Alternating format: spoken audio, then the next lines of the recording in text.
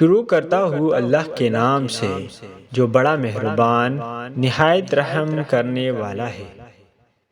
حضرت عبداللہ بن عمر رضی اللہ تعالی عنہما سے روایت ہے کہ رسول اللہ صلی اللہ تعالی علیہ وآلہ وسلم نے فرمایا، اللہ تعالیٰ اس آدمی پر رحم فرمائے جو عصر کی نماز سے پہلے 4 رکعت پڑھتا ہے۔ فائدہ: یہ 4 رکعت سنت غیر مؤکدہ ہے۔ حضرت ابو فاطمہ رضی اللہ تعالی عنہ کا بیان ہے کہ میں نے رسول پاک صلی اللہ تعالی علیہ وآلہ وسلم سے پوچھا، مجھے کوئی ایسا عمل بتا دیجئے کہ جس پر استقامت کے ساتھ عمل کرتا رہوں۔